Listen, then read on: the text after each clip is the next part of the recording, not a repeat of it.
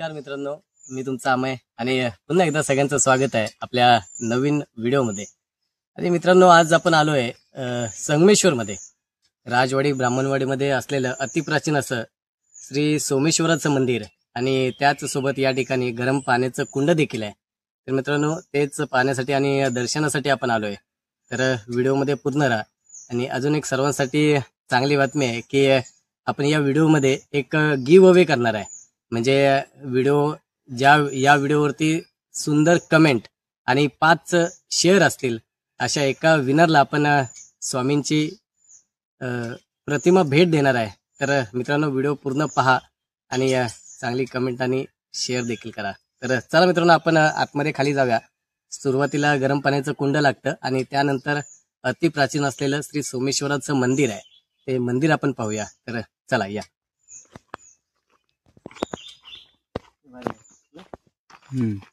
राजवाडी ब्राह्मणवाडी. तर आपण जर पाहिलं ना तर मित्रांनो, बहादूरशेकवरून एकूण 43 किलोमीटर हे राजवाडी ब्राह्मणवाडीमध्ये स्थित असलेलं अतिप्राचीन श्री सोमेश्वराचं मंदिर आहे. आपण सावर्डे मार्गे आलो, संगमेश्वरमध्ये आहे आणि आता आपण चाललोय मंदिरामध्ये. मंदिरात त्या ठिकाणी जायला आहे ना, या स्टेप आहेत आणि आजूबाजू जर झाडी आपण पाहिली ना तर अतिशय गर्द झाडी आहे आणि गर्द झाडीमध्ये वसलेलं हे अतिप्राचीन सोमेश्वराचं मंदिर आहे. तर चला आपण चाललोय आता मंदिरामध्ये. तर आता आपण आलोय या ठिकाणी. जर पाहिलं तर या ठिकाणी गरम पाण्याचं कुंड आहे. हे बघा, हे जे दिसतंय ना कौलारू, हे गरम पाण्याचं कुंड आहे आणि पाणी जे निसर्गाचा हा चमत्कार आहे. तर आपण पाहायला गेलं ना तर जमिनीतून पाणी जे येतं ते गरम आहे आणि त्या पाण्याला बंदिस्त म्हणून त्या ठिकाणी त्या पाण्याला बंदिस्त केलं आहे. तर चला आपण त्या ठिकाणी आतमध्ये जाऊया. आणि हे जर पाहिलं ना मित्रांनो तर हे पाणी अतिशय चांगलं आहे. खरं तर म्हटलं तर आपल्या स्किनसाठी अतिशय उत्तम आहे. या ठिकाणी भाविक जेवढे दर्शनाला येतात ते सर्व या ठिकाणी हातपाय वगैरे धुवूनच पुढे या ठिकाणी मंदिरात प्रवेशासाठी जातात. तर चला आपण या ठिकाणी पाणी देखील पाहूया, किती गरम आहे ते देखील आपण पाहूया. या पाहू शकता की हे गरम पाण्याचं कुंड आहे. या ठिकाणी 2 गरम पाण्याचे कुंड आहे, एक इथे आहे आणि एक पलीकडच्या बाजूला आहे. मित्रांनो, हे गरम पाणी होण्याचं कारण असं आहे की आपण कोकणामध्ये जर पाहिलं तर कोकणामधल्या जमिनींमध्ये बऱ्याच प्रमाणामध्ये गंधक आढळतो आणि ज्यावेळेला गंधक आणि पाण्याचा ज्यावेळेला संपर्क येतो आणि तो संपर्क आल्यानंतर पाणी गरम होते आणि ते जमिनीतून वर येतो. तर अशा प्रकारे पाणी गरम होतं. आणि याचा अजून एक वेगळा फायदा आहे की गंधक हा आयुर्वेदामध्ये वापरला जातो, तो स्किन डिसीजसाठी. तर जर या पाण्याने तुम्ही तोंड धुतलात किंवा आंघोळ जर केली तर बऱ्याच प्रमाणामध्ये स्किन डिसीज त्या ठिकाणी स्किनमध्ये सुधारणा होण्यासाठी मदत होते. तर या बघूया आपण, हे गरम पाण्याचं कुंड आहे. बघा, गरम पाण्याचं कुंड आहे आणि या बाजूला जर चारी बाजूला पाहिलं तर चारी बाजूला या पाण्याला बंदिस्त केलेलं आहे, म्हणजे या ठिकाणी चौतरा बांधलेला आहे. तर जर हे बघा, आता यामध्ये जर हात जर घातला ना तर बऱ्याच प्रमाणामध्ये गरम आहे, म्हणजे हात देखील भाजतोय असं गरम पाणी या ठिकाणी आहे. तर मित्रांनो, कोकणामध्ये अशा बऱ्याच ठिकाणी या ठिकाणी जर पाहिलं तर गरम पाण्याचे कुंड आढळून येतात. तर ठीक आहे, चला आपण या ठिकाणी तोंड देखील देऊया.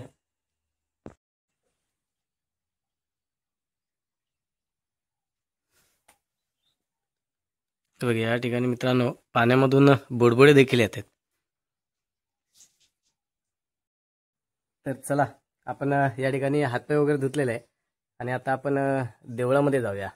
तर चला, या ठिकाणी गेट आहे आतमध्ये जाण्याचा. तर चला मित्रांनो, हे बघा, हेच ते मंदिर आहे मित्रांनो, सोमेश्वराचं अतिप्राचीन मंदिर आहे. आणि या ठिकाणी माहितीसाठी बघा, पर्यटन विभागाकडून या ठिकाणी निधी प्राप्त झाला आहे गरम पाण्याचं कुंड पर्यटनदृष्ट्या विकसित करण्यासाठी. आणि या ठिकाणी हा जांभ्याचा बांधलेला असा हा एंट्रन्स आहे, म्हणजे आपण ज्याला गेट म्हणतो मंदिरात जाण्यासाठी. आणि मंदिराचा आजूबाजूचा परिसर आहे. या ठिकाणी बघा, हे थोडंसं या ठिकाणी तर बघा आता आपण मंदिराच्या समोरील बाजूस आहोत आणि समोरील बाजूस या मंदिराच्या काय काय आहे तर या ठिकाणी माझ्या मागे बघू शकता की ही दीपमाळ आहे.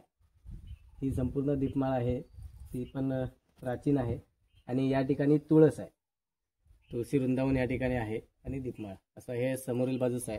आणि आता आपण या ठिकाणी जर पाहिलं तर मंदिराच्या आतल्या बाजूस जाऊया, आतील बाजूस काय काय आहे ते देखील पाहूया. तर चला ओके. तर या आपण मंदिरामध्ये जाऊया.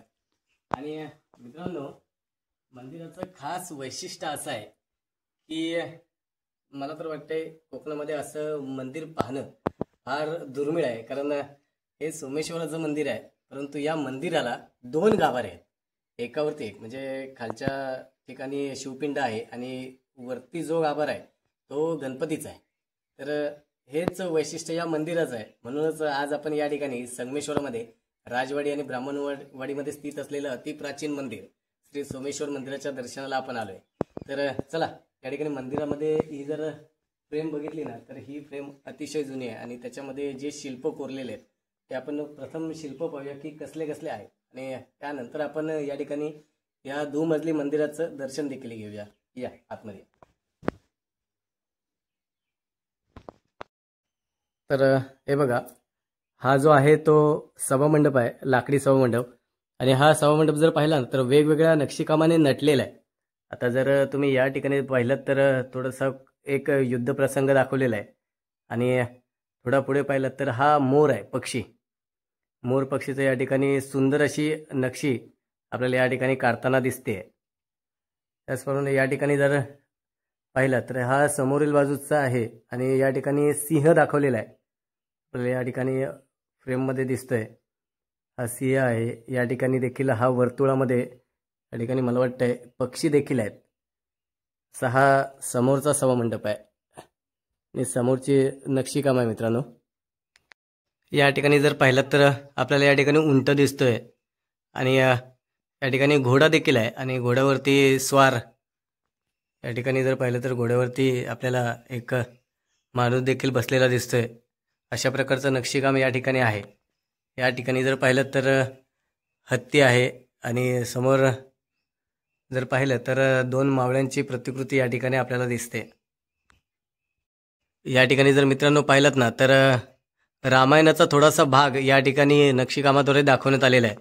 या ठिकाणी जर पाहिलं तर हनुमंतराया, या ठिकाणी हनुमानांची प्रतिकृती आहे. या ठिकाणी राम, लक्ष्मण आणि या ठिकाणी सीता देखील दाखवलेली आहे. इथे जर आपण पाहिलं तर एक वेगळा प्रकारचा पक्षी, तो जर पक्षी जर पाहिला तर त्या पक्षी खाली जर पाहिलं तर पक्षीच्या पायाखाली हत्ती आहे आणि समोर जी त्याची वरती मान आहे ना, ती मान थोडीशी वेगळी दाखवण्यात आलेली आहे. आणि या ठिकाणी जर पाहिलं तर या ठिकाणी काही नक्षीकाम देखील केलेलं आहे आणि नक्षीकाम इतकं जबरदस्त केलेलं आहे ना की खरोखर मित्रांनो मानलं पाहिजे. या ठिकाणी जर पाहिलं तर नक्षीकाम अतिशय सुंदर आणि रेखीव आहे. या ठिकाणी पाहिलं ना तर सभामंडपाला वरती आहेत ना 4 ठिकाणी 4 वर्तुळ देखील आहेत, ते देखील नक्षीकामांमध्ये आहेत. त्या वर्तुळांवरती देखील नक्षीकाम केलेलं आहे. अशा प्रकारचं हे वरचं सभामंडप आहे, अतिशय सुंदर आहे. आणि मित्रांनो मंदिर कौलारू आहे, अजूनही मंदिराचं मला वाटतं जीर्णोद्धार झालेला नाही आहे. आणि खास वैशिष्ट्य जर पाहिलं ना तर खाली बघू शकता सर्व जमीन आहे आणि जमीन सारवलेली आहे. आपण म्हणतो ना आपल्या कोकणाची संस्कृती आहे आणि परंपरा, ही परंपरा जपण्याचं काम या ठिकाणी जर आपण पाहिलं तर खऱ्या अर्थानं केलं गेलं आहे. आणि हा समोरील भाग आहे. आपण थोडंसं आतमध्ये जाऊया. आपल्याला गाभारमध्ये जायला परवानगी नाही आहे, परंतु आपण थोडंसं लांबून या ठिकाणी दर्शन देखील घेऊया. तर त्या ठिकाणी बोर्ड लावलेला आहे की गाभाऱ्यामध्ये कुणीही प्रवेश करू नये. तर बघा या ठिकाणी जर पाहिलं तर आतमध्ये या ठिकाणी सुरुवातीलाच नंदी महाराजांचं या ठिकाणी दर्शन होतं. आणि आपण ज्याप्रमाणे आपण म्हटलं की 2 मजली गाभार आहे या ठिकाणी. तर हे बघा या ठिकाणी खालती या ठिकाणी जर पाहिलं तर आपल्याला शिवपिंड दिसते आणि वरच्या ठिकाणी आहे ते गणपतीचं आहे. म्हणजे शिवपिंड आणि गणपतीचं असे 2 गाभारे या मंदिरामध्ये आहेत.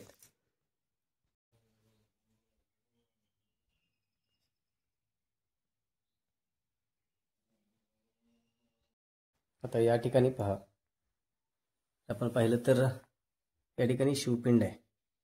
जे काळोख असल्या कारणाने आपल्याला ती जास्त दिसत नाही आहे, पण ते बघा शिवपिंड या ठिकाणी आहे खालच्या गाभाऱ्यामध्ये.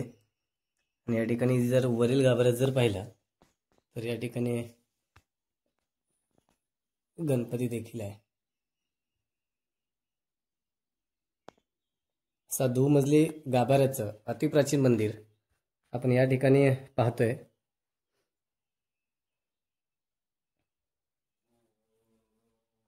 आणि या ठिकाणी जर पाहिलं तर या ठिकाणी देखील काही देवतांच्या या ठिकाणी मूर्ती देखील ठेवलेल्या आहेत.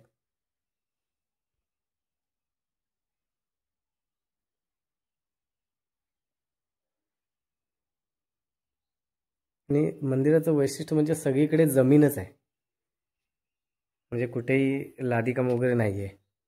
आणि जसं बाहेर सभामंडप आहे तसाच या ठिकाणी देखील सभामंडप आतल्या बाजूस देखील आहे, ज्याला 4 भले मोठे खांब आहेत. आणि हे बघा, हे 4 खांब आहेत. आणि सुंदर असं वरच्या ठिकाणी जर पाहिलं तर कौलारू म्हणजे कौलं आहेत या ठिकाणी. आणि मंदिरामध्ये जर पाहिलं तर अतिशय थंड आहे, म्हणजे खाली जमीन देखील तितकीच थंड आहे. आणि वातावरण जर पाहिलं तर खूप थंड आहे.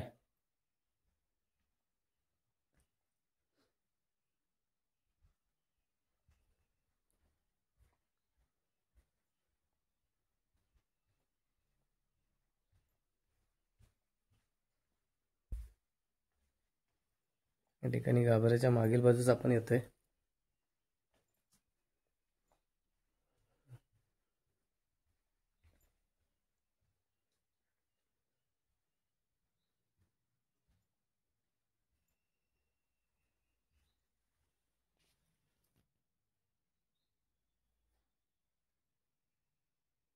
एकावर एक असं दुमजली गाभाऱ्याचं मंदिर आहे. तर आज आपण या ठिकाणी संगमेश्वरमध्ये आलो होतो. अतिप्राचीन असलेलं मंदिर, सोमेश्वराचं मंदिर आणि गरम पाण्याचं कुंड पाहण्यासाठी. तर संपूर्ण व्हिडिओ आवडला असेल तर या ठिकाणी सबस्क्राईब करा, व्हिडिओ जास्तीत जास्त शेअर करा. आणि तुम्हाला गिव्ह अवेबद्दल देखील सांगितलेलं आहे की सर्वात सुंदर एक कमेंट आणि 5 जणांना व्हिडिओ शेअर केल्यावरती आपण या ठिकाणी स्वामींची प्रतिमा एका विनरला या ठिकाणी भेट देणार आहे. तर हे देखील शेअर करा, लाईक करा, सबस्क्राईब करा. धन्यवाद. तुर्तास आपली रजा घेतो. जय हिंद, जय महाराष्ट्र.